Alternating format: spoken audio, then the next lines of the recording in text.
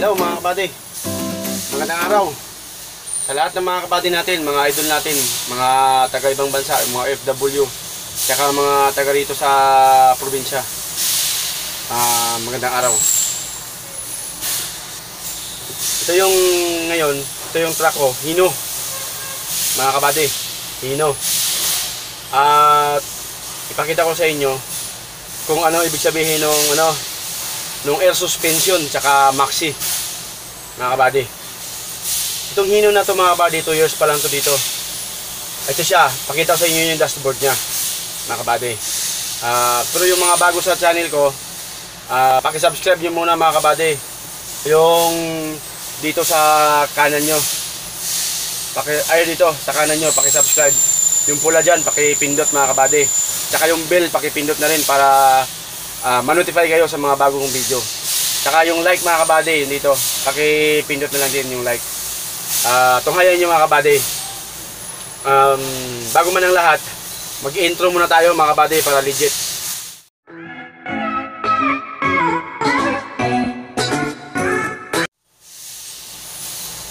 Ito mga kabady, ito yung dashboard nya, papakita ko sa inyo. Dashboard, yung air suspension sa likod, tsaka yung sariling tangke ng maxi.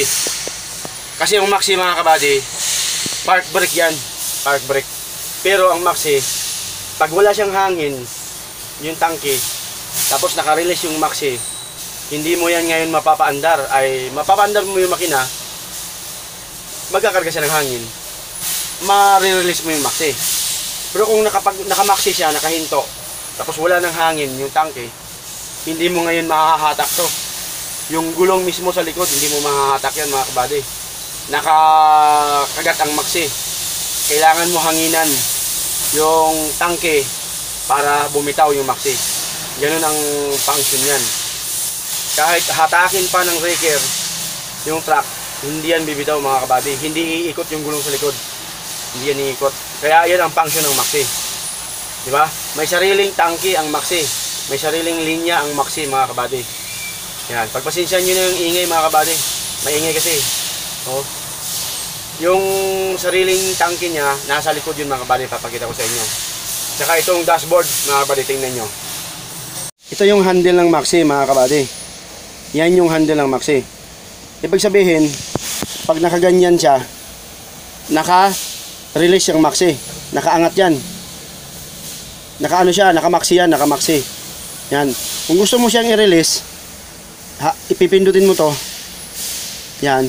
Ibaba mo siya. Yan. Naha-release yan. Bibitaw na yan siya. Pero kung gusto mo nga i-engage yung maxi, atakin mo lang to. Yan, di ba? Suminya. Yan ang maxi. Bukod ang linya niya, ito, ang hangin niya doon sa likod. May sariling tangke siya. Ito naman yung dashboard ng Hino mga kabady. Yan. Dalawang hangin niya, dalawang gauge ng hangin. Yan. Ibig sabihin, may hangin siya sa rear, tsaka sa front. Yan mga kabady. Diba? Magkaiba. Kailangan, nakikita nyo itong pula na to, kailangan, angat dyan sa pula. 5 yan eh. Pag 5, ganyan o, idikit ko. Yan, pagka ganyan, pag umangat na siya sa pula, mas lamang siya sa pula, umangat na siya, pwede na yan. Pwede na yan siya. Pero kung mababa siya dyan sa pula mga kabady, bawal mo pa paandarin, bawal mo pa patakbuhin yung truck. Tsaka itong hangin na to mga kabady, ito yung, dito din manggagaling yung rear, tsaka yung front, doon sa air suspension. Yan, paandarin ko sa mga kabady. Pipitik yung si ano nito, yung pinaka ano niya, tawag dito, relay. Marinig nyo.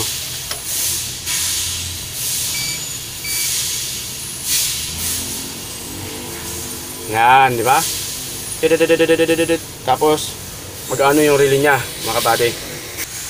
Yan, tingnan nyo, halos kompleto pa yung ano niya. Ito sa seatbelt, battery, oil. Naka-maxi tayo kaya naka-park. Yan mga kabady. Diba? O yan, diesel. Yan, diesel. O, ito, temperature, water temperature. Yan, water temperature. Yan yung mga kabady. O, yan. Kaya pag pinaandar mo siya mga kabady, aangat to. Ngayon ito, medyo bago pa kasi ito mga kabady. Kaya kahit na kanina pa siya nakapatay, may hangin pa siya natira. May hangin pa natira. Oh. Matagal siya magbawas. Kasi nga, wala pang singaw ito mga kabady.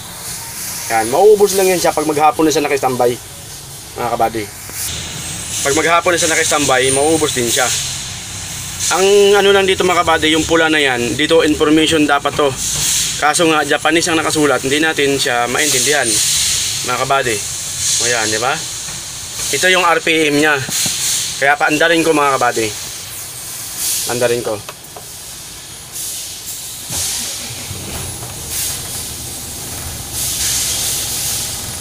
Yan, di ba? Kumanda na yung RPM niya, oh. Umangat na. Ito yung speed meter pag tumatakbo na. Yan mga kabady. Ngayon, ipapakita ko sa inyo kung paano ipaangat yung suspension sa likod mga kabady. May air suspension kasi niyan sa kabady sa likod. Pindutin mo siya para magkarga ng hangin. Yung rear saka yung front mga kabady. Yan o. Pakita ko sa inyo. Pupunta tayo sa likod mga kabady. Kasi ang rear niya mga kabady, ito yung front na air suspension. Yan mga kabady. Dalawa yan mga kabady. Iilawan ko. Yan. Yan yung front na air suspension. Dalawa yan. Ayun yung isa sa loob. Yan yung isa oh. Yan mga kabady. Front na air suspension. Yan. Ang kadalasan na tinatawag sa atin yan, airbag.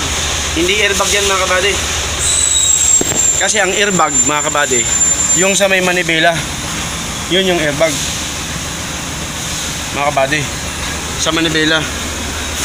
Itong rear na suspension nya. O yan o mga kabady, laki. Ngayon nakababa yan mga kabady. Yan. Yan. Ito naman ngayon yung maxi mga kabady. Yan ang preno ng maxi oh. Yan. Dalawa yan mga kabady. Meron yan dito. Yan. Diba? Ito yung sariling tangke ng maxi mga kabady. Yan oh, nakatakip. Yan oh. Ito. Yan ang sariling tangke ng maxi. Yan, ito spare tire, di ba? Nakatago sa ilalim ng spare tire. Yan oh.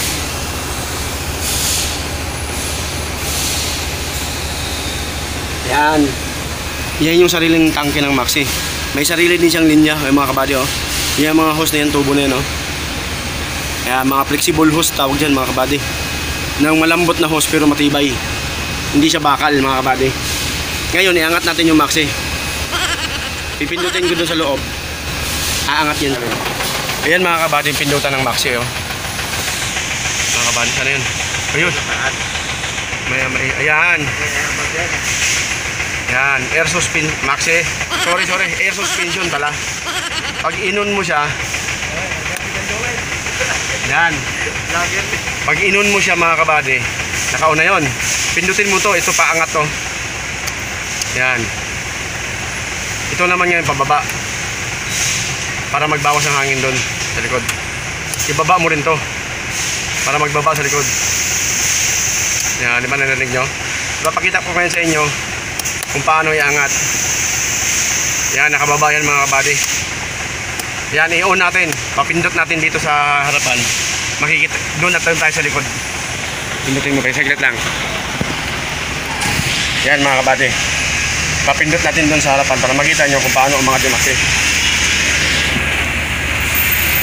Baba mo pre, baba mo muna. So yan mga kabady oh. Knock. Yan, di ba? Yun. Yan, nakababa yan. Oh. Angat pre, angat. Yan, di ba? Ayan, sige pa. Yan, di ba? Pati yun sa harapan. Umangat din yan doon. Ayan, baba oh. Yan.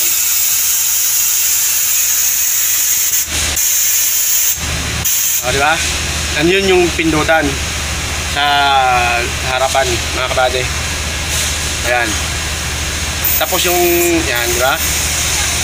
Oh, makikita mo yung katawan ng truck. Umaangat din yan. Oh, baba pre. Oh, di ba? Bumababa din siya pag ibaba mo. Kasi kung may mga pupuntahan ka, yun, no? Sumasagad sa gulong, oh. Nakababa yan mga kabady. Yan. Yan, angat body, oh. Yan, nakaangat yan. O, di ba?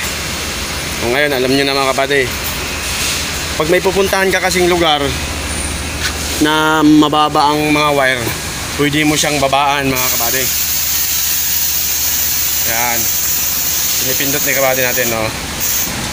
Yan. Dito sa harapan, yung front na ano, maaangat din yan mga kabady. Angat pre, para makita yung dito. O, di ba, oh? O, di ba? Yan. Yun, mga kabady.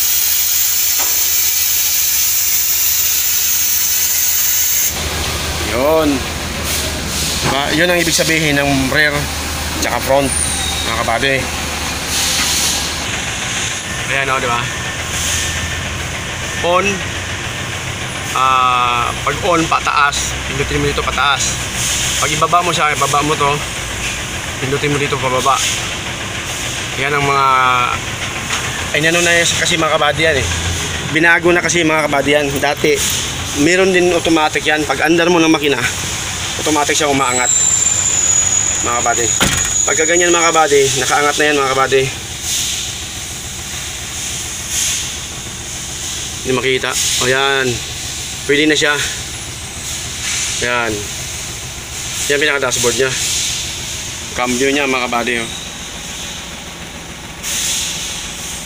Yan, di ba? Naka-maxi siya ngayon, oh. Kaya pag release mo ng maxi, may sarili siyang tangke doon. Pag hindi pa napupuno 'yon, hindi yan magbibitaw ang maxi. Kailangan mapuno muna siya bago sa bumitaw. Kaya pagka naka-standby itong truck, tapos walang hangin, hindi mo siya mahahatak. Kasi naka-engage ang maxi. Hindi mo siya marirelease hanggat di po siya kinakarga ng hangin. Ganyan ang maxi mga kabady. Di ba mga kabady? Ganoon mga kabady. Tsaka meron akong isang tip dito sa inyo mga kabady. Itong truck na to mga kabady, tumatakbo ka. Minsan hanggang 20 lang ang takbo nito mga kabady. Hindi mo siya madiinan ng todo. Ayaw yung tumakbo ng mabilis kapag naka-on yung ano mga kabady, yung kanina paangat ng kwan, yung switch ng paangat ng air suspension sa likod. Pag naka-on yan mga kabady, ang takbo niya nito mga kabady hanggang 20 lang. Kaya kailangan i-off mo siya. Yung ito, pag naka-on yan mga kabady, nakaganyan siya, tatakbo siya pero hindi mo siya kayang pabilisin. Hanggang 20 lang. Ganoon siya. Kailangan naka-off yan mga kabady. Ayan, naka-off siya. Yan ang isang tip dyan mga kabady. Baka ma-encounter nyo kasi bakit ayaw tumakbo ng mabilis hanggang 20 lang. Pagdating ng 20 mga kabady, automatic yan. Manghihina yung makina. Magmi-minor kahit na nakadiin pa kasi silyador. Mga kabady, automatic yan, magmi-minor siya.